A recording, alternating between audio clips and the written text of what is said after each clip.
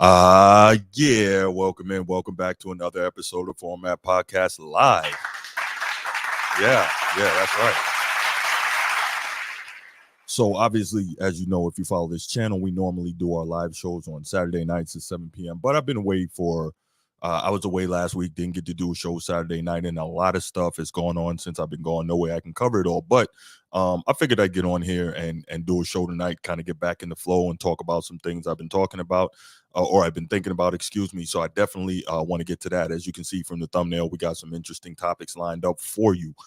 Some of this stuff you might have already heard commentary on over the last week or so, but definitely wanted to give my thoughts on these things and discuss it.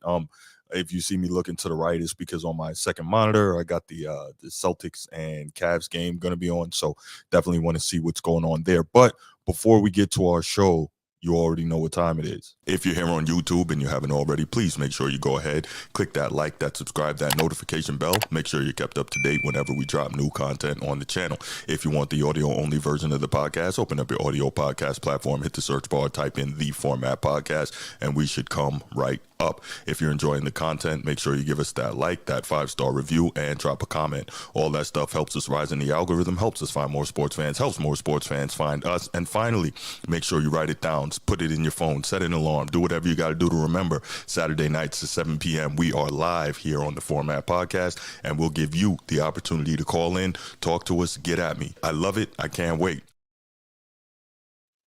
All right. So also keep this in mind if you're watching this at a later time, if you're watching live now, please go ahead and make sure you subscribe to the channel. Like I said in the little blurb there a minute ago, share the channel with other people. We're trying to get to 2,000 subscribers before the end of the month.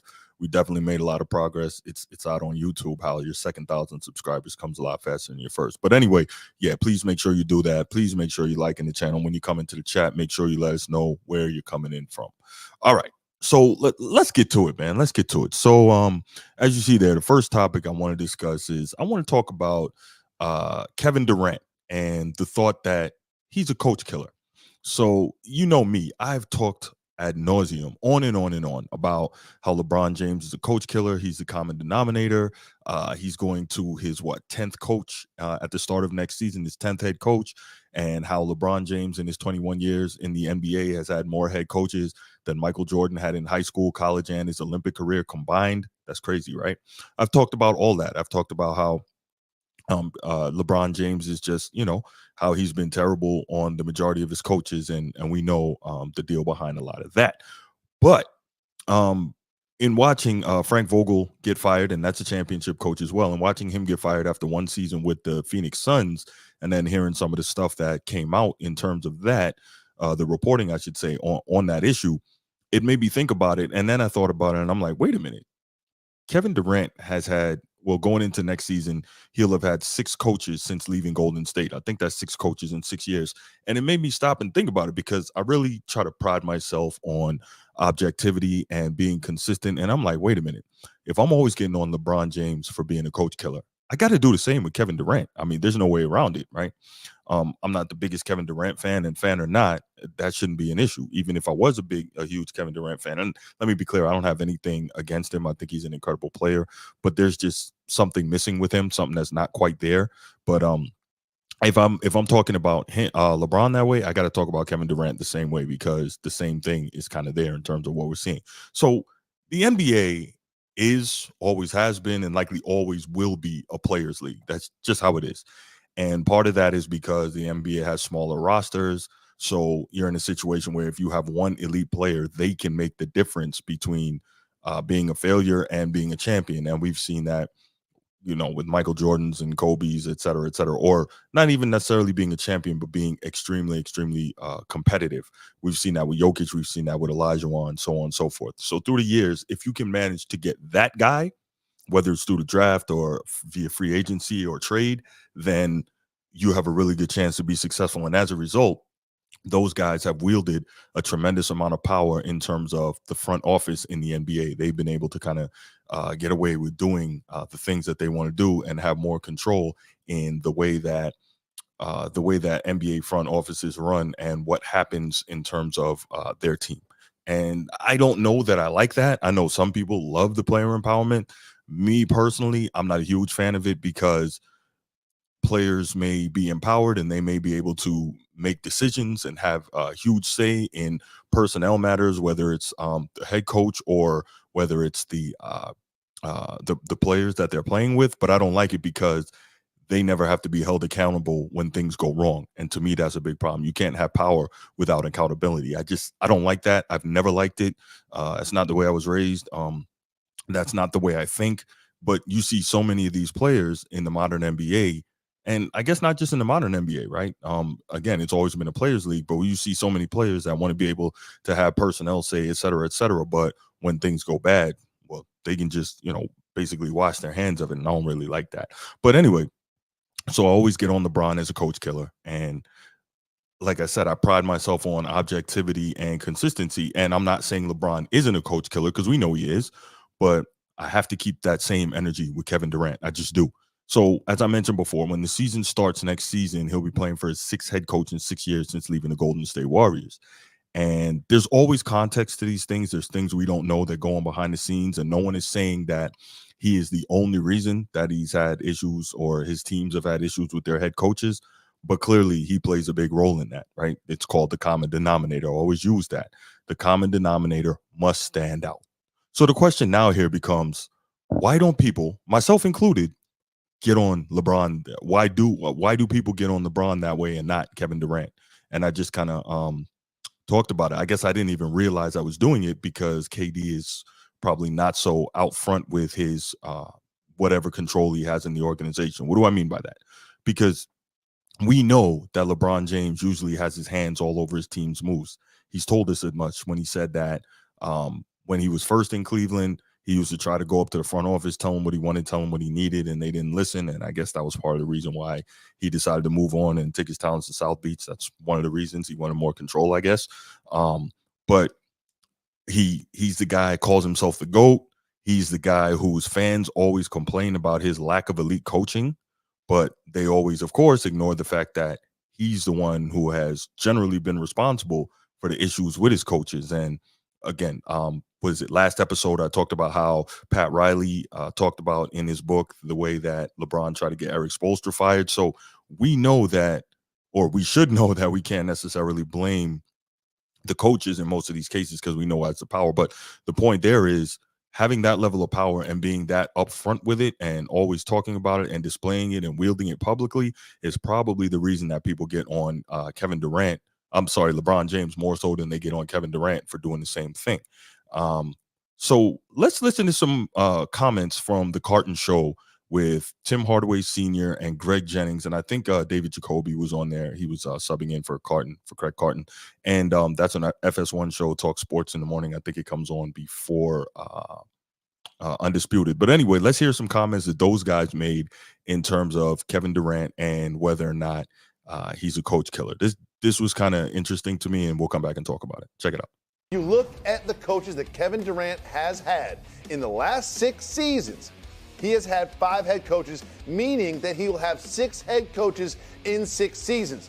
He is the common denominator in all of these coaches losing their jobs. Tim, is Kevin Durant a coach killer? No, he's not a coach so killer. It's right in front of you. Can I say this? No. Kenny Atkinson left. All right, they fired him, but he really didn't want to be there because of other circumstances. We saw it. All right, it wasn't Kevin Durant. It was other things other than Kevin Durant. We don't even have to go into that. Steve Nash should have never gotten a job.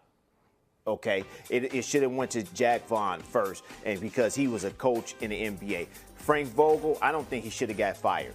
I think he should have stayed there because who else are you gonna have come in there and do what with what you have? You got 3 superstars, and then that's it. Who else do you have? There's no offense and no defense that you can advise for them to win games. Let me give you a theory about what I think happened. I'd love to get your thoughts on this, Greg. Is if you look at the Suns' contract situation, right? And if you look at how they're tied into these contracts, there's not a lot of movement that they can do on the edges because they're paying so much to Durant, they're paying so much to Booker, they're paying so much to Beal, who has a no-trade clause, by the way. And you're Matt Ishbia, you're a brand new owner, and you're saying, well, what can we change?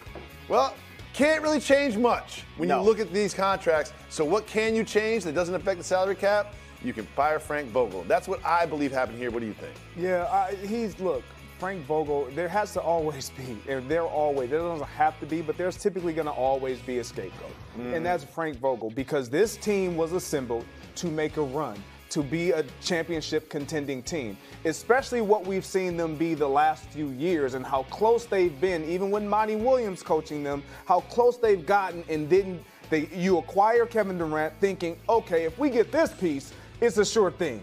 And then it doesn't happen. And now this year you get Bradley Beal. You hope the pieces around them will just fit into play and just what work. Pieces? I'm just saying, the remaining pieces that you have left to work with will just be okay. But the reality of it is, no one's saying that, oh, KD is the only reason why the Phoenix Suns lost. That's not what we're saying. What I'm saying is, when you have a guy like Kevin Durant, and the expectation is, hey, this is all we got. Can you get it done for us? Thank you. The belief is he will get it done for you, and it doesn't happen. That's problematic. Greg. Okay, so interesting comments from both Greg Jennings and Tim Hardaway Sr., and of course David Jacoby acting as the moderator in that case. So one of the things that kind of stood out to me, first question, not question, but it's interesting to me that Tim Hardaway Sr. was pushing so hard to defend Kevin Durant in this situation when it seems so obvious that he appears to be the issue. And we'll hear more about issues with him in Phoenix going forward in this segment. But I'm trying to think, and I'm thinking, like, why is he pushing so hard to defend Kevin Durant? We know Kevin Durant's a great player. This is not about what he can do between the lines. This is about the situation with KD and his coaches since he's left Golden State. And maybe the reason that Tim Hardaway Sr. doesn't want to say anything negative or denigrate Kevin Durant in terms of his relationship with coaches is maybe it's just that bond between players. I think there's a lot of times in a situation where you're a former player and you go into the media, you don't feel comfortable criticizing guys, especially the guys who are really, really good or all-timers or considered great, right? You don't want to consider those guys, especially when maybe most people who are in their right minds would say that Kevin Durant is much higher on the all-time list as a great player than Tim Hardaway Sr. And so maybe he doesn't feel comfortable there. Maybe he doesn't want to seem like, the old head, quote unquote, hater, right? Maybe he doesn't want to seem like that guy. Maybe Tim Hardaway Sr. truly knows things that we don't about what's going on the backside that we can't see. And so one of the first things he mentioned there was Kenny Atkinson was fired, but he didn't really want to be there. So that's interesting that he says he didn't really want to be there. That speaks to me and says maybe he does know something that the rest of us don't know, and he just doesn't want to put it out there. But as far as I knew, and I believe as far as was reported at the time when it happened, and we can only go by what was reported until new information comes out, Kevin Durant and Kyrie Irving didn't want Kenny Atkinson there in Brooklyn. And so basically they facilitated his early release from his contract. You like that, right?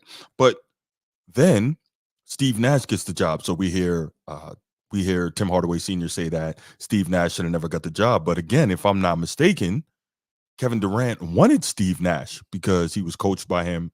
Steve Nash was on Steve Kerr's staff in Golden State when Kevin Durant was there. So he's familiar with him. He knows how Kevin Durant likes to play, et cetera, et cetera. So again, if I'm not mistaken, I believe Kevin Durant wanted Steve Nash there. Obviously, that eventually went bad. So who knows? I don't know. I thought those were interesting comments, but I definitely believe that whether or not he's a coach killer, and again, if I'm going to say LeBron is, then I got to say Kevin Durant is. But even if someone is going to argue that KD is not a coach killer, the question now becomes, well, why isn't he a coach killer? That common denominator is a real thing. If you've had all these coaches 6 in 6 years now, something isn't right there. That's not normal. Yeah, we know that there's turnover in terms of coaches in the league. We know that it's a highly transient league, the NBA. But if you've had all those coaches, something's not right. Okay, cool. Now, here's some interesting thoughts. This really, and I briefly referenced this earlier, here's some interesting thoughts from Stephen A. Smith on Kevin Durant last season when he was in Phoenix. So let's check this out. This may shed a little more light. Here's where Mike Wilbon didn't go into the details that all of us covering the NBA are fully aware of. Kevin Durant in Phoenix is a problem. It is a problem. We don't see it because the stats are there. Him and Booker average 27 points per game and what have you.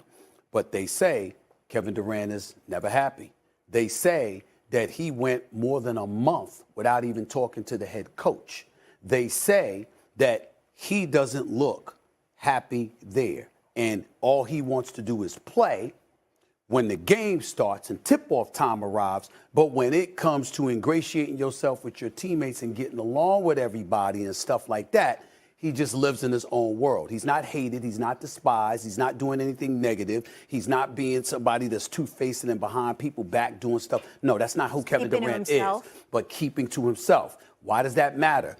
It's similar to what he was doing in Golden State before he ultimately departed, which is what was driving Draymond Green crazy, which is why they ultimately got into it on the court in that Clippers game and what have you. Because you hear stuff, you hear about the level of unhappiness, et cetera, and you get tired of it because when you don't want to talk and when you don't want to answer questions, you don't want to lead in a very visible way, well, that forces other people to have to step up and take on a level of culpability that they don't want to stomach. And so because of all of that stuff, that's the untold stuff that's going on in Phoenix. There's more than that. Make no mistake, it's not all on Kevin Durant, but that's a big, big part of it, which is why you've got to disband this group. They're not a big three. They're big three in money. They're a big three in name, but they ain't a big three in level of production. They were the worst fourth quarter team in the NBA last year. They got outscored by 11.6 points for 100 possessions. Well, guess what? That schematically, in terms of Frank Vogel, that's number one offensively because defensively the man knows what he's doing. But evidently, they were one of the poorer defensive teams, particularly in the fourth quarter. They just didn't get it done. And in the end, when you get swept in the first round and you've got those kind of problems, I'm talking to America. I'm not speculating. I'm not guessing. I'm talking to you as somebody that covers this league. Most of us in the league who cover the NBA know this stuff has been going on in Phoenix, but it's far more problematic than we gave noise to it about as the season progressed. Once the season ended, you heard more and more and more about what happened. Okay, so that was a lot, right? That was a lot from Stephen A, but it was an interesting kind of peek behind the curtain. And the first thing I thought when I heard this, obviously I wanted to figure out kind of how I was going to address it. So the first thing I thought was, well, this actually sounds similar to years ago what we heard about Kyrie Irving and not being particularly willing to be a real team guy in terms of interacting with people and not speaking to his teammates on weeks on end in Cleveland. But we found out, of course, there was more to that. And so, again, what Stephen A is reporting here, he has plenty of contacts in the NBA. I'm not going to doubt what he's reporting. I'm just curious to know what, if anything, is being left out. So before we make a judgment, obviously there's probably more information there that we're missing. But I do have some questions, though. And first, why is KD never happy? Are there some people who just are perpetually unhappy in their life and with their situation and what have you? Now, again, I know that money doesn't necessarily bring happiness, but it sure makes life a hell of a lot easier, especially when you've been poor and then you go to uber rich, a multi-millionaire in terms of hundreds of millions of dollars. And that's Kevin Durant. So you would figure, and I'm not saying he's not, but you would figure he would be extremely grateful and being able to be in a situation where he doesn't have to want for anything. He gets to do what he loves every day for a living. Think about how many of us go to a job every day we may not particularly love, but we go there because we got to do what we got to do and we have to provide, etc. Right? But we go there and we do that. But he gets to do something that he loves every single day, and that's hoop. And he gets to be compensated extremely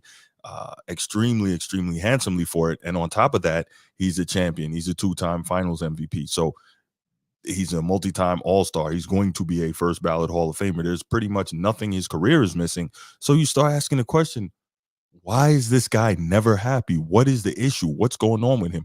What are the problems? Why? What is it, right? And so we know how special he is as an offensive weapon. We know that, but no matter what, he just doesn't seem to be happy. And it's very odd to me. And I think at some point when it comes to Kevin Durant, much like LeBron, we've got to start holding these guys accountable. And you're seeing more of that happening with LeBron. And we'll briefly touch on that later in the show. But we got to start holding these guys accountable because it's really weird. And even though it may not be all Kevin Durant's fault, you keep hearing this word, common denominator. He seems to always be in the middle of it when things go bad. And it's really strange. And when I say be in the middle of it when things go bad, I'm referring to being in the middle of it in terms of all these coaches that are gone. Again, you're going into your sixth coach in 6 years. That is not normal. No matter how transient the league is, no matter how much power the elite players have, you should not be turning over coaches at that rapid a pace. Something is wrong with that situation. And I would love to know all the details that are leading to these things, all the context that everywhere he go, coaches keep getting fired. For a guy who's such an elite player, I can't understand it. Coaches should be tripping all over themselves to coach this guy.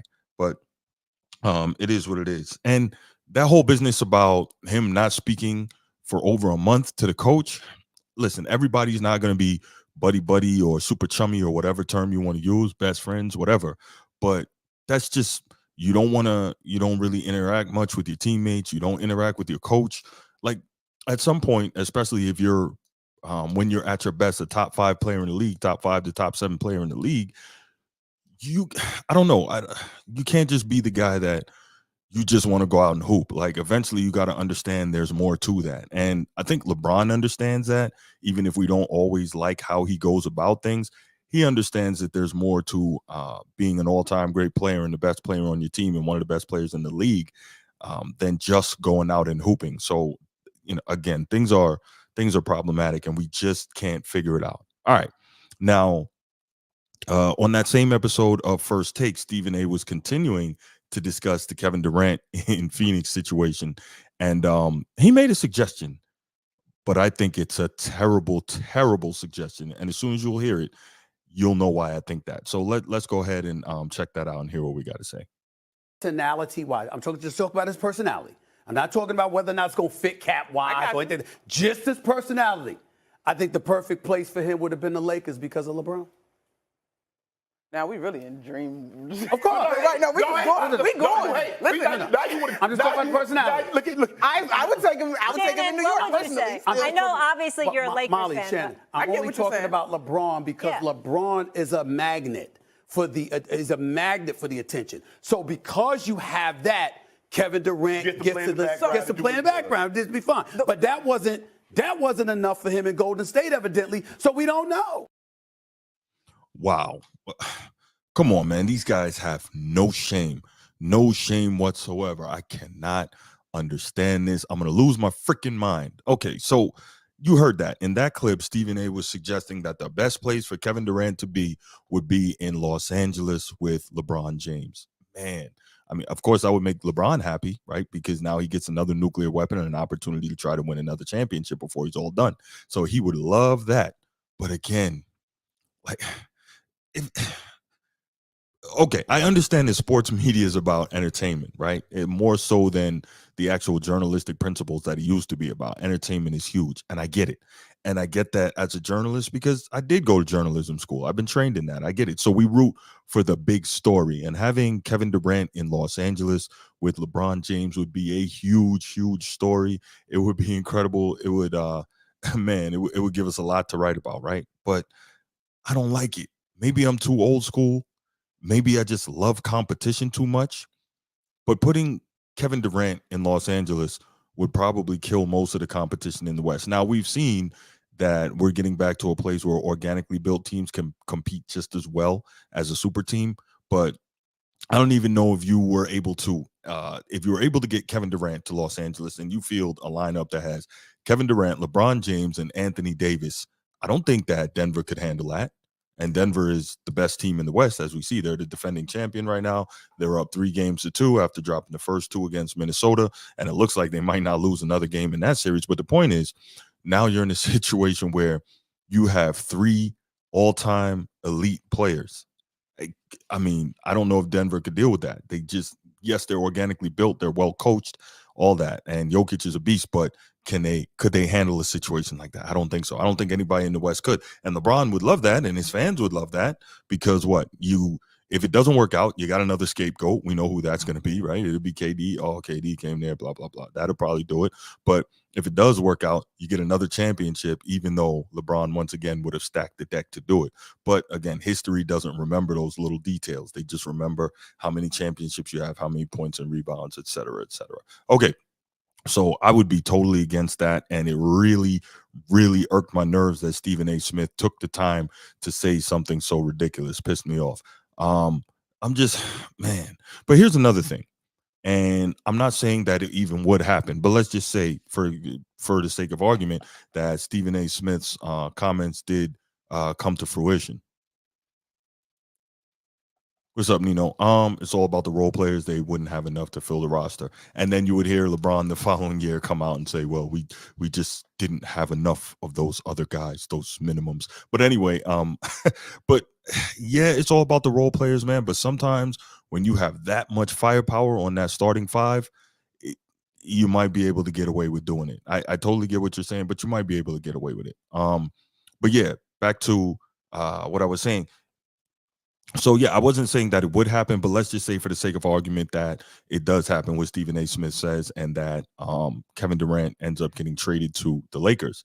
Now, I remember, if you remember, a while back when I think Kevin Durant was being recruited by Golden State, and then he left there and blah blah blah.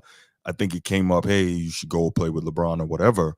KD made the comments about playing on a team with LeBron is a terrible situation because it's so toxic around LeBron. Now he tried to walk it back and say LeBron is not the one that's toxic. The situation around him is toxic. Blah blah blah. But take from that what you may. But what if you're KD, would you be willing to subject yourself to that now just to be able to, kind of hide and be on the low and just, as you say, go out there and hoop? Maybe so. I don't know. But yeah, as for the comments about the situation around LeBron being toxic, excuse me, why is that? Why is that? Because one, LeBron is always out for himself. No matter what people try to say or the media tries to paint a certain way, LeBron is out for himself. And again, we've seen that for 21 years. He's done a great job of trying to hide that, but the way he plays and the way he conducts himself, you see it. You see Clutch Sports always trying to manipulate everything, and who knows how that would go with Kevin Durant if he wants to deal with all that, blah blah blah. But yeah, it's the whole thing is just crazy, man. I don't even know what to say about that other than I was disgusted by the suggestion by Stephen A. Smith. Clearly, he doesn't like competition, but he's also made it very clear that come June and NBA Finals time, he wants to be in LA or he wants to be in Miami. And so, much like LeBron, he'll grease the skids to end up where he wants to be when he wants to be there. All right, that's all I got on this topic, man. This KD thing is, I don't even know how to address it. I really don't. Okay, I see I got a couple in the chat. Not a lot. I will give you a brief second if you want to call in. The number's there on the bottom of the screen. If you want to call in, give your thoughts on this KD Phoenix situation, 904-219-8364, 904-219-8264. So yeah, you can go ahead and give me a call there if you want to. If not, we'll go ahead and move over to the next topic. And I'm gonna give you a second here before we go ahead and do that.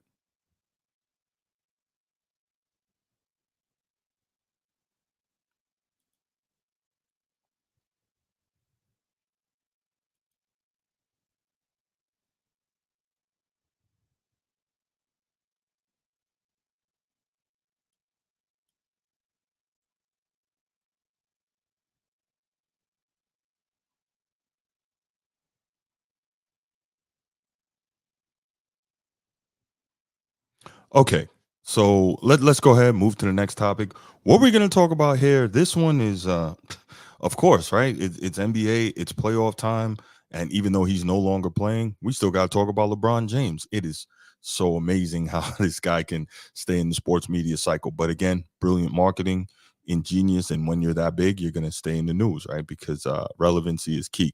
So let's talk a little bit about that. So we know that the Lakers went out in a gentleman's sweep, 4-1 against the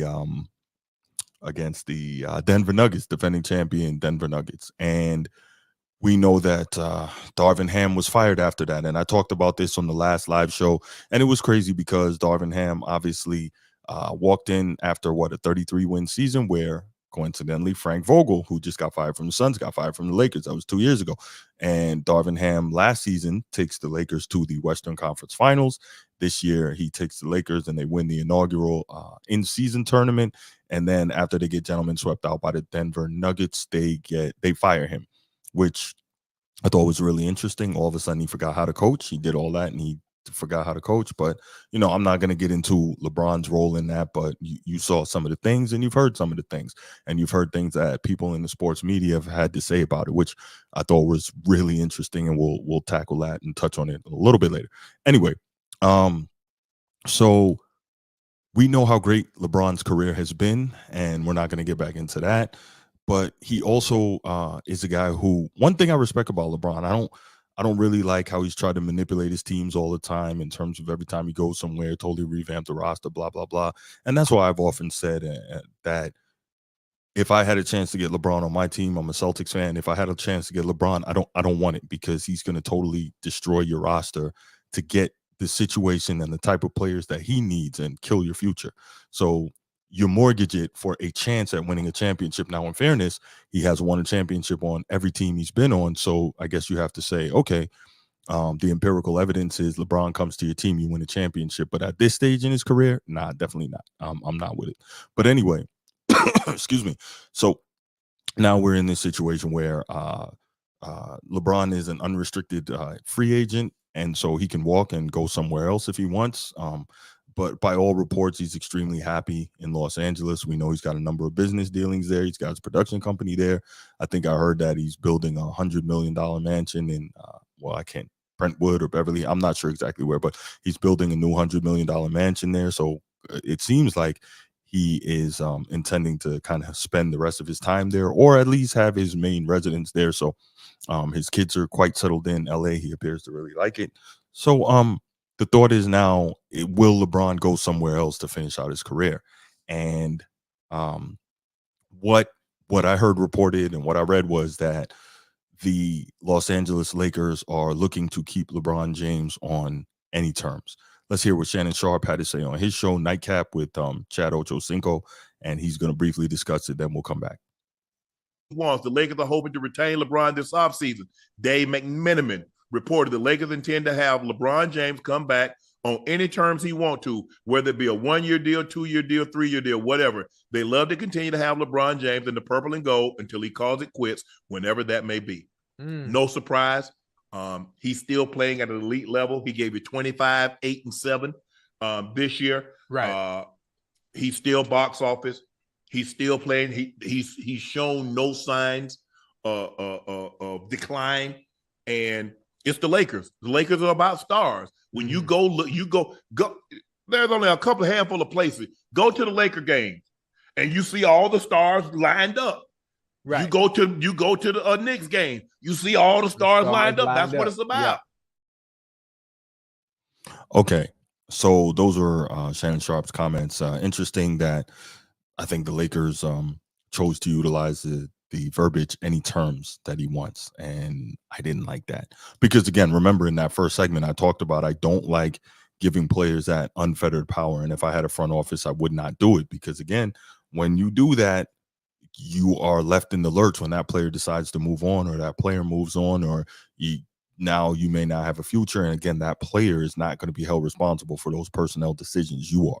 So I don't like it. If the player could be held responsible in some way, then cool. I got no problem with that. But since they can't, they don't need personnel power. I'm not with that. Okay.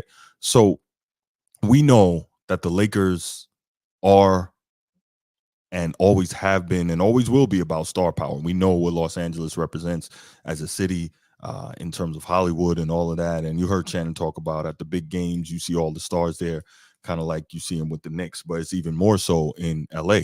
And so we know that that's what the Lakers are about. The late great Dr. Buss, Jeannie Buss, the Lakers owner, her dad, he was the one that made the Lakers thing into a show. Off the court, of course, we know that Magic Johnson architected Showtime and all that. But off the court, we know that Jerry Buss really made the Lakers game, the Lakers games, the happenings for celebrities. They put the Laker Club in the Forum and all that. He introduced the Laker girls and blah, blah, blah, so on and so forth. He understood extremely well the off-court entertainment portion of the Lakers and making it a star-studded event every game. And the Lakers truly, truly believe in that. Maybe to a fault. And here's the other thing, though, right? We know that Magic Johnson, that is, loved the entertainment value, but what? He also loved to win. So one time, Magic Johnson, I think, was asked a question, and his answer was, you play this game for 3 reasons: to win, to have fun and to make people happy. So make people happy. That's the showmanship element. To have fun. He loves playing basketball. He's like a big kid on the court. But what was his first thing? To win. So everyone who knows Magic or played against Magic, etc., they're going to tell you, even though he's smiling and all that, he's trying to kill you because he's a psycho competitor.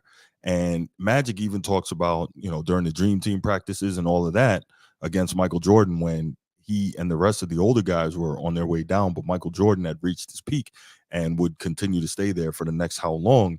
Magic refused to hand over the reins until he was basically forced to by Michael Jordan, because Magic was a psychomaniacal competitor. Even though he's smiling all the time, looks happy, Magic wanted to beat you. Make no mistake about it. And Bird knew that. But anyway, so with that, he had that attitude as well, that the Lakers are about championships. And of course, Shaq and Kobe had that attitude. And so you wonder and you say, okay, what is that about, right? Because Lakers now seem like they're more about star power and about putting on a show than they are about winning. And I just don't get with that, because if they were really about winning and about championships, they wouldn't be willing to mortgage their future on LeBron James and dealing with everything that comes with him. And why do I say that? So, excuse me. Now, remember I said earlier that everywhere LeBron has been, he brings a championship. And we know that in sports, deep playoff runs, especially when you get a lot of home games and championships, earn franchises tons of money. So LeBron James did win a championship, but he won the bubble championship. And that was different, obviously, because to that point, LeBron James had not even finished a season in Los Angeles because of injuries, nor had Anthony Davis. Now, everybody, my brother always gets on me about this. Everybody had to play under the same conditions, and that's true. But the fact is this, LeBron James having been injury prone to that point, Anthony Davis having been injury prone to that point, at least in their time with the Lakers, they got all that extra time to heal up and get right. And when you're already among the best players in the league, and then you don't have to worry about the physical toll on your body because you've been able to get well and stay well, it makes a run through a playoff season a little easier. I'm not going to say it makes it easy, but it makes it a little easier. And I think that had a lot to do with the Lakers winning that championship. Now, here's the other component. Yes, LeBron brought the Lakers a championship in the bubble, but did that help with the financial side? No, it didn't, because the Lakers couldn't sell tickets. They couldn't have people pay for parking. They couldn't have people pay for concessions. People weren't buying all the Lakers memorabilia, et cetera, et cetera. So even though he won the championship from the financial side, it wasn't the same way like winning a championship would be in a regular year, because all that revenue that's normally generated from winning one was not generated through that particular playoff run. So I get it, but it didn't quite work right. So I say all this to say that you are saying, as the Lakers, you're willing because you love the star power to keep LeBron under any terms, but what is it going to net you? It's not netting you what it normally would. And so that's my thought on that. Now, you've also mortgaged the future. You don't have much draft capital coming forward. You got rid of all your young talent because, of course, LeBron James wanted them all out of there. He wanted to revamp the roster. Watch, Lakers are going to be struggling for a minute after LeBron is gone. Now, we'll see what AD can do when he's the man by himself. He had a really great season this season. Hopefully he can continue that. Not sure, but hopefully he can continue that. But we'll see. We'll see when LeBron is done what it is. All right. So now you're in a situation again.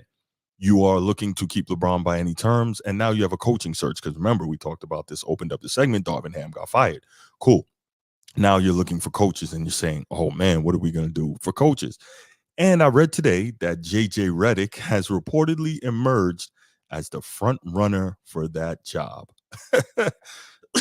Excuse me. Are you kidding me? JJ Redick is now the front runner for the Los Angeles Lakers coaching job, a guy who's never head coached anywhere. That doesn't make any sense to me. Well, why would he be the front runner? Why? Because he's LeBron's guy, and we'll get to that a little bit more. But Udonis Haslem recently retired, and I think he works in the Miami Heat front office now, and he's a legend and he's a legend with the Heat organization, I should say, and one of the most respected guys in the league. And he actually had some interesting commentary to make on JJ Redick possibly being the new head coach of the Los Angeles Lakers. So here was his quote, if it's JJ Redick, it's going to be a cynical locker room. You're going to have guys saying, Coach going to do a podcast after the game with LeBron. you're going to have a cynical locker room of guys who are going to side-eye everything JJ says because they're going to wonder, is this JJ's message or LeBron's message? Unquote.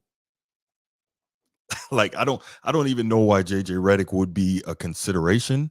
And this is interesting, right? So you question that. Obviously, he doesn't have coaching chops, and he seems like an X's and O's guy. But is he really an X's and O's guy, or is he an analytics guy? Because you always hear him talking about the analytics and about the numbers. And it was on a podcast, the Mind the Game podcast with him and LeBron a couple weeks ago, where LeBron basically told him, get the F out of here with those analytics. I don't get it, right? And JJ, we know, is a big analytics guy and so on and so forth. So the question is, if JJ Redick were to get the job, and I'm not saying he's going to, but he's reportedly emerged as a front runner, how's he going to get respect from the other players? Because if I'm a player, I'm looking at JJ Redick and I'm like, you were a role player your whole career. Now, Steve Kerr was a role player his whole career, but he's been around a lot of champions. He's been around Michael Jordan. Obviously, he's been around Tim Duncan, so he knows what it takes to win. He was around Greg Popovich, one of the greatest coaches of all time, so he knows about coaching. He was around Phil Jackson. Then he was a front office guy. So Steve Kerr has won or been at a high level in the NBA around high-level people for a long time. So I get that. JJ Redick, can we really say that? Not really sure. So the question is, now you got a situation where these players are going to look at him like, yo, I could have, I'll bust your whatever. You know what I'm saying? Like, I'm better than you. I'm better than you were at your peak. A lot of players are probably going to think that way. And then to Udonis Haslam's point, the next thing they're going to be thinking is, basically, you just LeBron's mouthpiece. Like, why should I listen to you? Right? All you doing is saying what, LeBron wants you to say. And that's the other thing. If you're JJ Redick and you get this job, and you need to, not that anyone ever has for the most part, how could you hold LeBron accountable for anything? You guys are making podcasts together, you're drinking wine, you're your buddies or whatever. You're not going to have that separation that leadership normally needs to have between leadership and the players. Now, not saying that you can't have a quality relationship with your star player. That's great when you have that, but there still needs to be some level of separation, because there are going to be times maybe you need to chastise, maybe you need to speak harshly, etc. And LeBron is not going to have that from JJ Redick. Now, I'm sure he would love to have JJ Redick first, but if things don't go well, JJ Redick knows what he's going to be. He's going to be the sacrificial lamb, right? Yet another one. But anyway, JJ Redick has to know what would happen if he's coaching LeBron or coaching the Lakers. He would just be a LeBron proxy. And I think all the other players know that. And it would astound me if the Lakers front office actually made this move, because then you're like, well, why? You really don't care about winning at all if you're doing this? Like, what is wrong with you? And so the other question comes to me, and now I'm thinking, was this the real reason for the Mind the Game podcast? Was this what it was all about? To be a situation where you could showcase JJ Redick's quote unquote basketball mind, or his X's and O's, and how smart he is on the whiteboard. By the way, all the money those guys have, why couldn't they get a whiteboard to show those concepts a little better, or design the graphics on screen instead of that little clipboard or the paper that JJ Redick has? I don't know what's the deal with that. But anyway, so was this the real reason for the Mind the Game podcast? And let me say again, Mind the Game podcast is pretty good if you want to learn some stuff about basketball. Just watch it knowing that you're going to get a healthy dose of LeBron James propaganda. Know that. But in terms of the basketball, not bad at all. So anyway, again, this is LeBron James trying to manipulate everything. Now, has that manipulative way ended up being extremely successful for him, for his businesses, for his friends, for his family in life? Absolutely. So you can't be mad at that. But also, you take that with a grain of salt and say, you're trying to manipulate everything, grease the skids. You're not quite what you say you are, or what a lot of people say you are. But anyway, so that JJ Redick thing is really interesting, and I'm wondering, if you're the Lakers, why would you allow that? But again, the report is that they want to bring back LeBron basically under any terms he wants. So interesting. But here I am again with the why. And the question is, why would you be willing to continue to destroy your future even more for LeBron James, who likely is done winning championships? Why? And was it worth it to deal with him? Because remember, I talked earlier about how much money you make as an organization with a long playoff run. They weren't able to make that with the bubble championship. If they had that through a normal playoff run, I got it. But why? You know, the whole stardom thing and the superstar thing and the Lakers thing, that's only but so much, but the real money is in winning chips. So I don't know. Since LeBron has been there in LA, he's missed the playoffs once, went out in the first round twice, got the bubble championship, and we just talked about that. That was the bubble, so it didn't make the Lakers money because the long playoff run and it didn't have the home games, right? So we talk about that, and now there's no discernible future for you guys because of the decisions LeBron has forced you into making and getting rid of most of your young talent, so on and so forth, and you still want to get back into bed with this guy? You're still trying to do it? I just don't get it. I just don't.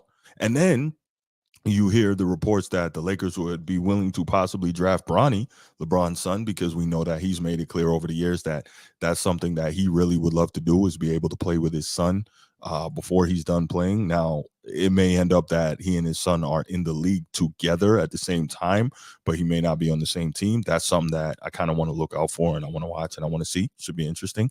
But yeah, the Lakers look like they're willing to do anything to keep LeBron, and I just can't understand why. Because you're going to have some bad years. You're going to have some bad years, but you're just kicking the can down the road. I don't know. Okay, so before we move on to the next topic, quick side note on this LeBron thing, right? Has anyone noticed that more and more people in the media are going at LeBron? What do I mean by that? Or more so, finally telling the truth when it comes to LeBron? You got Kendrick Perkins, Shannon Sharp, two of LeBron's biggest cheerleaders in the media, guys that were literally fighting on air about a month ago. Not literally fighting like throwing fists at one another, but verbally arguing heavily about a month ago on the air about who's been on LeBron's hype train longer. You have Michael Wilbon going in on LeBron about the Darvin Ham firing, basically, saying if you're the GOAT, you don't act this way, get some accountability, stop blaming coaches, stop getting coaches fired. You have Stephen A. Smith ranting about LeBron's obsession with controlling the narrative and controlling the media. How they being Clutch Sports actually sent somebody to Kendrick Perkins to basically chastise him on what he said about LeBron on TV, basically not, rubbing LeBron's feet on national live TV. They sent someone to chastise him. Rick Bucher talking about how Clutch Sports sent him an email lobbying for LeBron James to be the MVP when he clearly didn't deserve it this year. Now, side note, Rick Bucher's never been one of those guys that's a LeBron sycophant. That's just not him. He's generally pretty even-handed and generally tells the truth when it comes to LeBron. But it was interesting that he let that nugget slip on TV talking about it. Then you hear Reggie Miller the other night taking a shot at LeBron. Now, it had to be LeBron, right? During the T-Wolves game, he was talking about how refreshing it is that you have a 22-year-old guy in Ant Edwards taking accountability, saying this loss was on me. I have to play better. I have to do better as the guy on this team. And of course, Reggie Miller said that we have Mount Rushmore level players in this game who won't do that. And so everyone's like, oh, he's talking about LeBron. He's talking about LeBron. And, that was awesome. Definitely. I loved to hear that. But then what really disappointed me is that Reggie Miller, following that, yesterday was on the Dan Patrick show, and Dan Patrick, being the outstanding veteran journalist that he is, asked him about it. So let's hear that, and then we'll get back and briefly talk about it. Here is Reggie during the game, last game, possibly taking a shot at LeBron James. Oh, come on. We've got certain guys, veteran status in our game, that are on a lot of people's Mount Rushmore that like to deflect and point fingers at others. Here's a 22-year-old saying, this is on me. It's my fault. Who are you taking a shot at? I'm taking a shot in general. I'm trying to give credit and creed to a 20-year-old, 22-year-old, because I want to put myself in his shoes, right? And I remember when I was 21, 22, I don't know if I could have gotten in front of a camera with the world watching and said, this is on me. And I know a lot of people want to think and assume it's LeBron I'm taking shots at because, look, I've been in those locker rooms when certain veterans shy away from that. And it's quick to always pile on LeBron. If it was LeBron, I would have said LeBron James. But you said current players Mount Rushmore, so you just assume it's LeBron? Well, who else is it going to be? Well, It could only be KD or Steph. Those are the only possible guys who could be on the current Mount Rushmore. It's more so. But you gave Ant-Man credit, which I'm fine with. You just brought in another portion when you said the current Mount Rushmore. Well, I've seen a lot of guys deflect those criticisms when here's a 22-year-old stepping up, taking responsibility. So you could take it either way you want. Is it a shot at LeBron? Absolutely not, because I've seen him do the same thing Ant-Man has done too. Okay, is there a player in your head then, if you say it's not LeBron? Because you know what? You did say this about the coaches got fired, but the players either last week or the week before. So you were saying that you got coaches fired in Phoenix and Los Angeles where players maybe didn't take the blame. No, what I said was the coaches, unfortunately, are always the first to go because the players have guaranteed contracts. Yes. So coaches are always the first to go, which is unfortunate. I said we need to look more so at the players and more so who's putting the rosters together, Theodore. Okay, but do you have a player in mind? Because you said current Mount Rushmore. If it's not LeBron, I will leave it up to interpretation. Yeah, but that's part of the problem. Now we bring in all these other people. So you took a shot at maybe LeBron or KD because they didn't take ownership or blame for the coaches getting. How about you just nod your head? Was it LeBron? No, stop it. What? So there you go. You hear Reggie Miller on the Dan Patrick Show, and shouts to Dan Patrick. That's a veteran journalist. That's an old school journalist. He would not let go of that. He kept pushing back because if you're honest, you heard the clip. You heard what Reggie Miller said. Who else could it have been? It had to have been LeBron, but you know, he doesn't want to anger the powers that be, so he didn't want to come out and say it. And that kind of disappointed me because Reggie Miller, he's a Hall of Famer. His place in the game and in history is secure. There's nothing more he can do and nothing that anyone can take away from him. So why does he feel that beholden to not tell the truth? Clearly, you meant something when you made the original comment about Mount Rushmore guys in today's game who won't do that. Just come out and say it. But I guess, you know, he's not going to. But yeah, shouts to Dan Patrick for, you know, really holding on to that as a journalist and really, you know, to quote Bumpy Knuckles, I'm like a pit with a leg in his mouth. I'll bring it home. And that's what Dan Patrick was absolutely doing. He was not letting go of Reggie's leg on that. He was going to bring it home. But Reggie, I'm not going to say adroitly, but Reggie refused to fall into the trap, and he wasn't going to admit who he was talking about, even though we all know. And I thought that was pretty good. Okay, Nino, what did Braun say that gave us the right to say that he got Ham fired? It's not so much what he said, but it's the things that we've seen. So one, let me answer your question here, Nino. One of the things is we've seen LeBron get coach after coach fired over the last 21 years, right? So he's going into his 10th coach at the start of this season, and 22 seasons, that's 2.2 coaches. That's a new coach, I should say, every 2.2 years if you do the math in his career. And so one of the biggest things was we watched, first of all, if LeBron had wanted Darvin Ham there, Darvin Ham would still be there. I think we can agree on that. Also, we watched LeBron James in a situation where Darvin Ham was drawing up to play. LeBron completely ignored him, walked away while his teammates and his coach were still in the huddle. All of that speaks to just a general disdain and a disrespect for your head coach. So, I mean, realistically, LeBron doesn't have to come out and say, yeah, I got him fired. I didn't want him to be here. We kind of know what the deal is. When you're that guy and you're that powerful, a coach is not going anywhere if you want him there. And so, you know, it's fair to deduce, also based on his history, that LeBron is the reason that that guy is not there anymore. You can go back. You can look at LeBron having gotten rid of attempting to get rid of Coach Spoelstra in Miami. And that would have happened under a weaker regime, but Pat Riley was not going to allow that. So anyway, yeah, that's the deal on that. So it was real interesting, those Reggie Miller comments yesterday. But what really sucked too is the fact that he refused to come forward and take accountability for that. But we kind of got away from the original topic of this particular segment in discussing LeBron James and the Lakers' willingness to keep him under any terms. So it's I'm looking forward to see what happens next. I want to see who the next head coach of the Lakers is. Is it going to be JJ Redick? I want to see if the Lakers draft Bronny James and take a roster spot from someone who deserves it for someone who doesn't. I want to see everything that's going to go on there. So, yeah, we got it. All right, I'm not going to open up the phone lines here. We don't have enough people in the chat, but I'm going to go ahead and move to the next topic. This one, I don't even know, man. There seems to be just a lot of beef in general over the last few months going on in the world of media. I mean, you had Whitlock and Stephen A. That one was serious.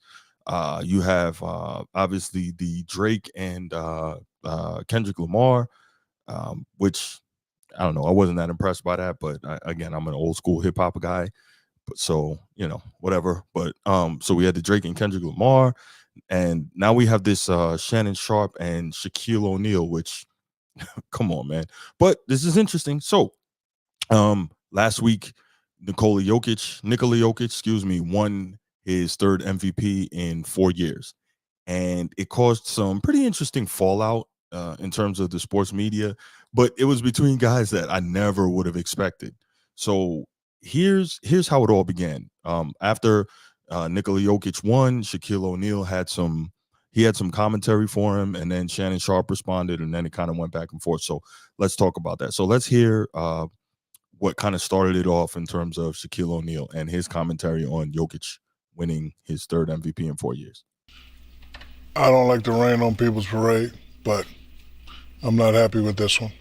Congratulations to Joker. You are the best big man in the league, but based on everybody's criteria, my criteria, stat stuffer, you guys' criteria, number one seed, which team has the better record, I felt Shai Alexander deserved it because I've been number two a lot. When I played my ass off, number two. So the fact that he has to start all over next year and try to win it again, I think it was. I know it's going to be hurtful for him. Hopefully he uses this to motivate him to win a championship. But I thought, and again, no disrespect to the Joker, best big man in the league by far. You could have went this way, but I thought Shai Gilgeous-Alexander. Joker, as the president of the Big Man Alliance, you are the vice president of the Big Man Alliance. You know I love you, the best player in the league. I want to congratulate you, but I want you to hear from me first.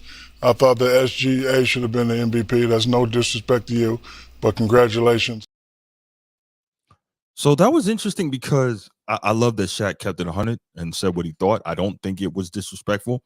Other people in the sports media, Stephen A. Smith and, of course, Shannon Sharpe and some others had issues with Shaq saying that. I didn't have any issues with it. He didn't say Jokic is a bum. He didn't say Shai Gilgeous got robbed. He just said he thought that SGA should have won it. And I'm cool with that. I mean, we want our sports media personalities to tell the truth and be honest as they believe they're being honest, right?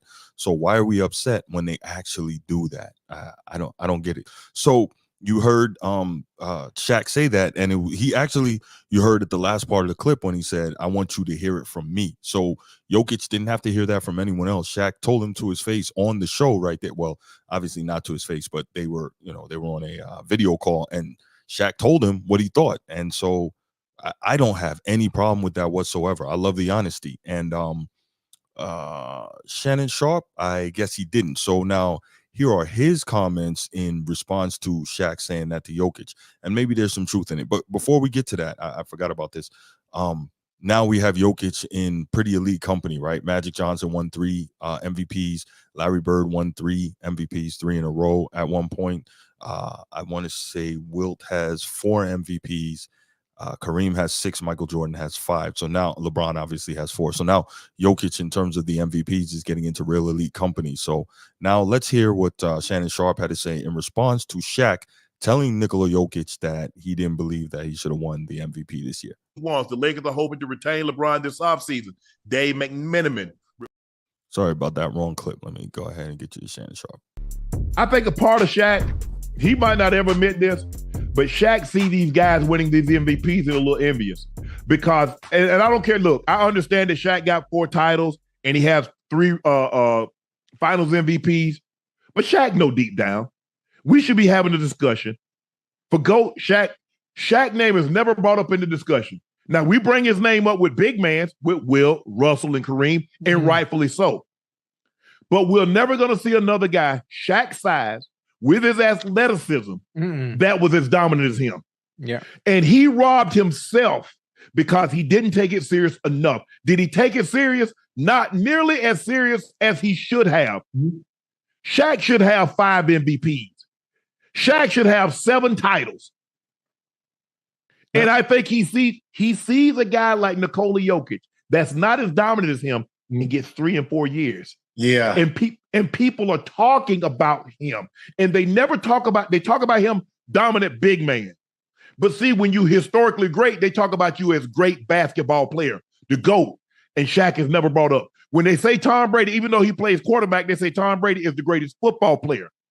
Ocho, you and I debate. We say Jerry. We say Lawrence Taylor or whomever. But Tom Brady, although he played quarterback, Shaq is never brought up in those discussions when it comes to GOAT. He's never in front of Magic. He's never in front of LeBron. He's never in front of Jordan. He's never in front of Kareem. He's never really in front of Russell. When we talk about GOATs, those Mount Rushmore. And I think a part of him is envious of that. But he doesn't have anybody to blame but himself. But do you think it's because he's a center, though? Obviously, when we talk about the GOAT conversation, Nikola Jokic is a center. Kareem is a center. But okay. Kareem got 6. When I think of Jokic, Russell got 5. Chamberlain got 4. What are we talking about here? Magic got 3. Bird got 3. Moses Malone was a center. He has 3. What are we talking about here, Ocho?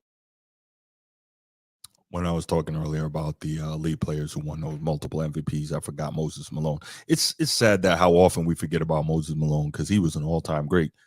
He just recently went out of the top 10 in scoring. He's one of the most dominant rebounders. He's a champion, ABA, NBA, all that. But anyway, shout outs to Moses Malone. But back to the topic at hand. So you heard what Shannon Sharpe had to say. And it's interesting to me that Shaq got irritated about this. I often use the expression hit dogs holler.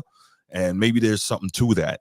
Maybe I'm not going to say that I agree with the jealousy part, but maybe there's some irritation in play here that maybe Shaq doesn't get his due the way he should. And maybe it's less to do with his dominance and more to the fact that the game is not played in a way that's really conducive to the type of big man he was, getting a lot of praise and getting a lot of attention in the modern day basketball media. So maybe there's something to that. I can understand why Shaq would be irritated. I don't think he has an issue with Jokic. I don't think he hates him. He has said before that Jokic is, one of his favorite players and the best player in the league. So I get all that. But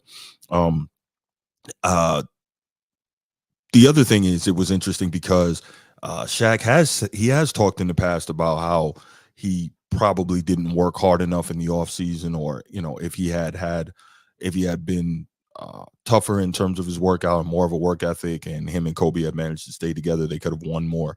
But the thing about that is this: when you're at a point, and Shaq was at this point for most of his career, that, and I'm not saying he didn't work hard, but you don't necessarily have to work as hard as a Kobe or a Michael, and you can still dominate.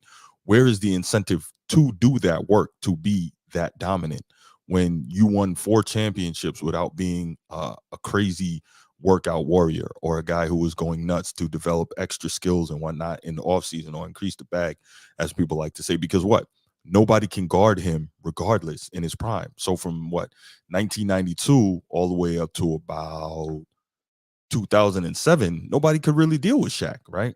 So obviously towards the end, the injuries and the weight, so on and so forth. But it's kind of like Wilt Chamberlain saying if he knew that anyone was ever going to catch it, he would have put the scoring record completely out of reach. And I totally get that. So that's kind of the thing with Shaq. If he maybe had known, damn, if I work a little harder, I can win some more and I'll be widely regarded as the greatest big man of all time, maybe he does that. But, hindsight is 2020. We can't always see that. So I think maybe there is some irritation from Shaq in terms of the way people don't talk about him the way they should in the modern NBA. But again, his game and his style wasn't conducive to that. So there's no real comp. You can't see anyone playing that way, and no one does. Okay, so then Shaq apparently got wind of Shannon Sharpe's comments, and he responded with a lengthy Instagram post, and I'm going to read it to you. It says, quote, "You took me sticking up for Shea, at Shea Gilgeous-Alexander, as jealousy. Shows how smart you are and how you say anything to get clicks. So here's some clickbait for you. If you ain't ranked in the top 10 in your profession, then you can't speak on me. Don't forget, I know what you did to get where you at. Me jealous? LOL, sounds like you jealous. I know you're trying to stay relevant by gossiping on your podcast. We don't believe you. You need more people. And in case you forgot, 4 rings, 3 finals MVPs, top 50 and top 75. Google me. And to be quite frank, all this new success you got, you still under me. You don't know my work ethic, but according to you, I work less than you, but I'm worth more than you. Make it make sense. Love you too. If you need help making money, it's better ways than gossiping. I'm too old for this ish. Love always, the most dominant big man ever who never took it serious. Remember, I don't even know you. And in the words of Skip Bayless, I'm better than you. Hashtag G14 classification. I have it. You don't. Not in my profession. And in your GOAT debate, never wanted to be the GOAT. I wanted to be who you should greet me as, the most dominant ever. Hashtag the apex predator. Okay, so Shaq fired off. He fired back with that. He got at Shannon. So again, like I said earlier, I think there was some irritation. I think he felt some kind of way about the commentary that Shannon made. And I don't, yeah, it was interesting where he took it in terms of going at Shannon's career. And Shannon, to his credit, when he responded to those comments, he admitted, he says, listen, I'm not saying that I had the career you did in my sport as compared to yours. And I'm loosely quoting, he said, but I know that I maximized every bit of ability that I had. I did everything I could do to be the best I could be. And he's always said this. He's satisfied with where he is and what he has done in the game of football, because he really did maximize every bit of talent he could have had. When he was done, he had all the records for a tight end. Obviously, he's a Hall of Famer, et cetera, et cetera. So, I mean, you can't do anything now to change it. You got to be satisfied with what you did in your career. But that was very, I was like, man, Shaq, he didn't have to go hard like that and go at Shannon Sharp. That was I clearly think he was irritated about the way that whole thing went down with Nikola Jokic and Shannon Sharp's commentary. But the thing is, I don't know why Shaq is upset when he's kind of agreed to some of those statements himself in the past. I guess he just didn't like whom it was coming from. So interesting. No, we've heard a couple of people now. Marcellus Wiley said it. Shaq has said it, and I think I heard someone else say we know what you did to get where you at. And you can actually, I'm not going to spoil it, but you can go check out Marcellus Wiley's podcast. Obviously not right now. Finish this one first. But you can go check out Marcellus Wiley's podcast where he talks about what he believes Shaq had to do to get where he is, and so on and so forth. So definitely interesting commentary on that. So it even got to a point, and to me, this was kind of crazy, but still interesting, right? Because we know right now, as I mentioned earlier, you got the Kendrick and Drake beef. Shaq turned around and he actually made a diss record, a diss rap song for Shannon Sharp. Now, maybe a lot of the younger people don't know, but Shaq has been rapping since, I want to say, 1993. He's from Newark, New Jersey originally, so he's always been influenced by hip hop and by rap music and stuff like that. And he actually I guess after his first year in the league during the summer, he recorded an album called Shaq Diesel, and I think the album went platinum. And Shaq can rhyme. Shaq is not a bum on the mic. And he actually back then did a song with maybe around 95, 96 or something like that. He did a song with Notorious B.I.G. He did the man, I can't remember the name of the song. I had it on the tip of my tongue just now. But anyway, he did it. Can't Stop the Rain remix. And it was tough. He got in there and he rhymed with, a guy that a lot of people think is the greatest rapper of all time. So yeah, Shaq can actually go when he gets on the mic. You heard a couple of years ago, he did the diss track and really got it. Dame Lillard crushed him. I think it was over the Victory beat. So anyway, the point is he did the diss track for Shannon Sharp, and I would have played it here, but I didn't know if I had clearance for that and didn't want to deal with the video getting demonetized and all that. But you can just go YouTube and type in Shaq diss record Shannon Sharp and it'll come up. So the point I'm trying to make, man, this whole thing was it was wild. It was wild. And so you have Shannon Sharp and Shaquille O'Neal just going back and forth, and I'm like, come on, man. And I don't know. I guess Nikola Jokic is probably sitting back like, man, what is wrong with these Americans? What's going on here? But yeah, that's the end of that topic. I'm going to leave it there. That was a whole really interesting thing. And if you watch it back and forth, you're like, how did this even come about? Just because Shaq gave us exactly what we asked for in our analysts, and that's to be honest. But it is what it is. All right. I'm not going to take it to the calls unless somebody wants to call in and give their thoughts on this. Shaq and Shannon Sharp beef. You see the number 904-219-8264. So if you want to go ahead and give a quick call in and give us your thoughts on that, you can do that. If not, I will move to the final topic.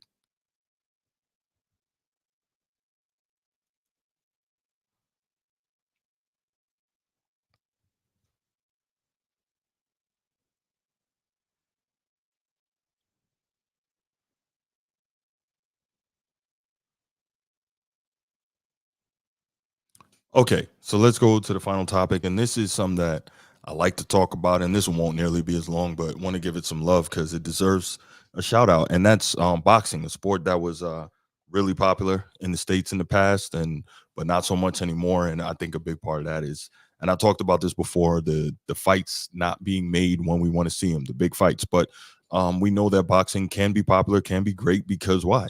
When you give us the fights sell, right? So anyway, just want to take a quick few minutes to talk about 3 boxing topics. Won't be too long. So the first, obviously, last show I did, I talked about Canelo and Jaime Munguia, and Canelo stopped Jaime Munguia's undefeated streak, and in relatively convincing manner. He beat him without too much issue. He didn't knock him out. He wasn't able to do that. He survived Munguia coming pretty ferociously to open the fight, first few rounds, and then he kind of settled down, did what we like to call downloading that the great fighters do. Kind of was able to start timing Munguia, and Munguia is a really good fighter, pressure fighter, Mexican style guy, always going to come forward, always going to give you everything he's got, but Canelo demonstrated that he's clearly on another level in terms of skill and understanding of the sweet science, and he beat him with relative ease. Was landing big punches consistently throughout the fight, as you can see here. One thing that surprised me with both of these guys, and in general, obviously it's easier said than done. I'm not a fighter. Always wondered, for guys who fight Canelo, why don't they try to go more to the body, fight him in the pocket and break his body down? And breaking the body down is often a staple of Mexican fighters. And I'm just trying to think, well, it's been a while since Canelo's fought another Mexican fighter. But the point is, why don't they do more of a job trying to break his body down, stop his movement, and then go from there? And I know it seems like it's probably generic. And I know it seems like, well, if anybody could do that and if it's that simple, they would. But you don't seem to see a lot of fighters really trying to take that tact with Canelo in terms of really going to the body. And I'm curious to know about that, because also if you fight in the pocket, the counter left is going to be much more difficult for Canelo to land. Generally, you need a little bit of room for that, but I guess not easy to get in there without getting popped. But I don't know. That's my thought. But anyway, Canelo demonstrated that he is still one of the best fighters in the game. He's still the face of the sport. He's that guy. And also, one thing I can say about Canelo, again, not a fan of his because of some of the moves that he's making outside of the ring. But one thing I can say about this dude is that he can take a punch. He's very tough. He never got knocked down versus Triple G, versus Jaime Munguia, versus Sergey Kovalev, and we know he fought an old Kovalev, but the fact is, on a power puncher, power is the last thing to go, and Kovalev still couldn't put him down. So very, very tough chin, a lot of respect for that. But when it comes to Canelo, here comes the part I don't like. We're back to it again. After the fight, he had some interesting comments. I think it was in the post-fight presser, and one of the things he said was basically, he said, I can do what I want. Meaning now I'm at a point where I can fight who I want, when I want, where I want. I can do what I want because he's the face of the boxing. He's clearly the A side.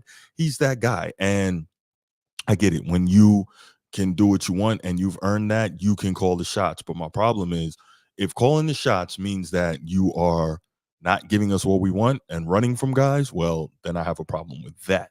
And what do I mean by not giving us what we want and running from guys? I talked about this last show. It's the same thing again. David Benavidez, and you got to ask, did he really duck David Benavidez? A lot of people don't want to come out and say it, but it sure seems like it to me when you had the opportunity to fight him and you left your promoter to avoid that. Sure seems like it to me when David Benavidez says, hey, I was willing to take an 8% to 92% split to fight him, and you avoid that, right? Sure seems like it to me when first you're Canelo and you say, I want $150 million for this fight, and then you say, no, I want $200 million for this fight, that you're putting the price tag out there at a point where it's untenable, and so nobody's going to put up that kind of money for the fight. Maybe the Saudis will, who knows, but nobody's going to put up that type of money for the fight. And so it's not going to happen, but then you get to say, hey, I tried to make the fight, but it just couldn't happen. No. You know what you're doing. And again, Floyd Mayweather Jr. method. Congrats, right? Floyd Mayweather Jr. method. So David Benavidez and Canelo Alvarez, that's the fight I want to see so bad. The Mexican monster versus the other Mexican in Canelo Alvarez, right? They call David Benavidez the Mexican monster. But that would be an amazing, amazing fight. I wish it could have happened because, like I said, I don't want to see a situation where David Benavidez goes up to, 175 and takes the light heavy and fights and maybe possibly wins the light heavyweight championship. But then Canelo says, hey, no, come back down to 168 to fight me. So, I mean, we know guys do all this kind of stuff to avoid the perfect situation where it's perfectly fair to both parties in terms of age, prime, weight, all those things. So we don't want any situation like that. We don't want hydration clauses. We don't want up and down fluctuating weights. We don't want guys getting old. None of that. Just fight the fight when you're supposed to fight it. That's my thing. Okay, next. Possibility of Terrence Bud Crawford, one of the best pound for pound guys in the game. I would love to see that against Canelo, but is Canelo going to come down to 160? Of course not. He's not going to fight anything more less than 168. I would be shocked if he came down to 160 and took this fight. Now, we know Crawford can make 160. He's a naturally big guy at junior middleweight. Then he often fights 154. So 160 shouldn't be an issue for him, but I don't like the idea of him trying to get up to 168 and carry that around. We saw what happened to Triple G, and Canelo really took advantage of that. You could see Triple G did not look at his best at 168. Of course, he was a lot older than Bud Crawford, but the point is, I don't like that at all. I think that would be a terrible move. So at 160, maybe it happens. I would love to see that. And I think Terrence Crawford would beat him. Terrence Crawford was so skilled. He got power. He's mean. I don't know if he could knock him out. From what I said, like I said earlier, and what we've seen, I don't think Canelo can be knocked out. He's got a tremendous, tremendous chin. He could take a lot of punishment. But I would love to see that fight. That might be one I'd pay for. But yeah, Terrence Crawford, Canelo, that would be awesome. And I'm curious to know, like I said, what would be the weight class for that fight? Would it be a catch weight? Would it be 160? I don't know. Maybe 163. That would be the most I would advise Terrence Crawford to go up to, but don't try 168.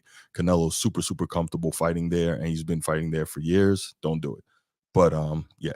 Okay, so the other big fight, and this looks like the one that may be most likely to happen, and that's Edgar Berlanga, the Puerto Rican. So you can do the Puerto Rican Mexican thing to really sell that fight. That would be pretty awesome. Berlanga has been knocking a lot of people out. I think he started maybe like his career with like his first 15 fights or something like that, won by knockout. Can't remember the exact number. Should have looked that up before I started. But Edgar Berlanga is a vicious power puncher. But I don't think he can beat Canelo in terms of boxing skill. He's just not there yet. Super, super talented. Again, he got lead in his hands. He can put people down, but stepping up to fight a guy like Canelo is just a totally different angle. Now, maybe you could talk about the youth maybe playing an advantage, but I think Canelo's just too smart as a boxer in and outside of that ring to get beat by Edgar Berlanga. It would be nice to see, though. And hopefully that can happen in September. What is that?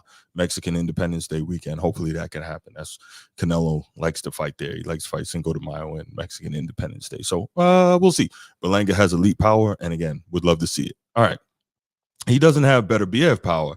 Now that's the real boogeyman. And that's the one I would love to see is Arthur Beterbiev versus Canelo. So let's say he beats Dimitri Bivol in that fight coming up, and then you get Canelo versus Beterbiev for the light heavy. But I don't think Canelo takes that fight either. He don't want that. These guys are really, really risk averse nowadays. But that would be freaking awesome. All right, so the next one we got is while back, about a month ago now, can't remember when the fight exactly was, we saw King Ryan Garcia beat Devin Haney convincingly to win that fight. He didn't make weight, so he didn't win the championship. But then it comes out that he tested positive for Norandrastrone metabolite, a performance-enhancing drug. He also tested positive for Ostarine. Ostarine is a type of drug called a selective androgen receptor modulator, and basically it attaches to proteins in the body to tell muscles to grow. So basically, the accusation is that he was juiced up for his fight against Devin Haney, and Devin Haney was undefeated at the time. I think he was 30-0, 15 knockouts, and he was knocked down 3 times in the fight by King Ryan. But then we find out after the fight that the test came out positive. So King Ryan, he denied it, and he asked that his B sample be tested. And in one of them, can't remember which one it was, the B sample came out negative, so he was cleared of that one. So I guess we're waiting on the second one. But still, the fact that at any point your sample comes up positive, I don't know, it lends doubt on the outcome of the fight. And Devin Haney obviously is not happy about that. So he's petitioning the sanctioning bodies for disqualification and blah, blah, blah. So that was tough, man. I was really disappointed by that. That fight was marred by a lot of things. One, Ryan Garcia's wild behavior prior to the fight. I guess he was just trying to sell the fight. And then the fight was marred by Ryan Garcia not making weight. So people had questions about that. And now, of course, he comes up, he pees hot. And so the fight is marred by that as well. So all the goodwill that Ryan Garcia garnered from winning that fight and winning it in a dominant fashion that he did is kind of lost on all these other factors. And it's tough, man. It is tough. So let's see what happens to the other when the other B sample is tested. And if he comes up clean on all of it, then we'll find out. But again, it's kind of like now you've been accused, and even though you beat the case, people are always going to look at you different. So is there going to be a rematch? If there is it going to be at the same weight? Is it going to be looked at the same? Blah, blah, blah. Who knows, man? Who knows? So that's tough. So Ryan Garcia clearly is now not looked at the same. Yeah, he's so talented a fighter, but all this other stuff really takes away from, what he could be. All right. The last boxing topic we want to briefly touch on is Tyson Fury, Alexander Usyk, and that is a fight for the heavyweight championship of the world, which should be good. Looking forward to it. And Usyk is an extremely skilled fighter, and definitely looking forward to that one. That's in like 2 weeks now, I believe. Saturday, May 18th. No, that's this week. Okay, sorry. So that's this Saturday night, May 18th, is Usyk and Tyson Fury. And we all know that boxing is better when the heavyweight division is great. Now, I think a lot of people say when there's an American heavyweight, that makes it even better. But me personally, I'm not super concerned about that, because when you got a guy like Tyson Fury, him being British, and now there's not much of a language barrier, and he's super charismatic, that kind of makes up for it. Obviously, American fight fans want to see a great American heavyweight champion, but it's still easier to identify with Tyson Fury if he's the winner than if it's Usyk, excuse me. And if Tyson Fury either one should win, they're going to be the undefeated champion, first undefeated champion since Usyk. So that's going to be good. You love to see the undisputed champions, right? The guys who have all the belts, and not one guy here, one guy there, one guy here, one guy there, right? You got one guy with the belts, and it's like, okay, you fight me, you win, you take all the belts. So that's pretty cool. You love to see that. So Usyk is 21-0 with 14 knockouts. His 2 biggest wins, obviously, he beat Anthony Joshua twice, outboxed him. So the thing is, even though Tyson Fury is a huge guy, he's 6'9", I think he weighs about 280 or so. He's a guy who really is a super slick boxer, has tremendous head and upper body movement, great jab, good hand speed, and he's shown that he can get up from power punches, as we saw when he fought Deontay Wilder 3 times. Also, we saw against Ngannou, and Ngannou knocked him down. So I think Tyson Fury is probably, after that Ngannou fight, which clearly he didn't take seriously, right? We saw Ngannou knock him down and really fight well against him, and then get laid down by Anthony Joshua. But I think that was the wake-up call for Tyson Fury. I'm sure he's probably training extremely hard for this fight. He's taking this seriously. And realistically, I would love to see Tyson Fury win, not because I necessarily care about him versus Usyk, but I want to see him win because I want to see that all-Britain tilt between him and Anthony Joshua, which hopefully would be the next fight up for undisputed championship of the world. I think that would be fantastic. Anthony Joshua versus Tyson Fury for all the marbles, providing Tyson Fury can get past Usyk. And then, looking down the road just a little further, we've been waiting for years for Anthony Joshua versus Deontay Wilder. And I think Anthony Joshua would box circles around Deontay Wilder, and he probably could catch him with a mean counter if Deontay Wilder just comes in swinging like we know he does, because Anthony Joshua is a much more skilled boxer, and he has very similar power to Deontay Wilder. So some good stuff coming up inside the boxing ring. Definitely looking forward to that. But yeah, that's all I got on that. So I'm gonna go ahead and I'm gonna call it a night on this show tonight. Thanks so much for joining me. If you were here, I really appreciate it. Make sure you like and subscribe. Make sure you send the channel to people you know who want to hear good sports talk. So yeah, that's all I got. Should have an episode out Thursday for Throwback Thursdays. Not sure which old school player I'm gonna do, whether or not it's gonna be football or basketball. Probably basketball, but not sure who that's gonna be. But I'll have that show out tomorrow, and then we will have another live show Saturday night. So looking forward to that. But yeah, thanks so much for joining me. I'll be back with the next episode, and I'm out. Peace.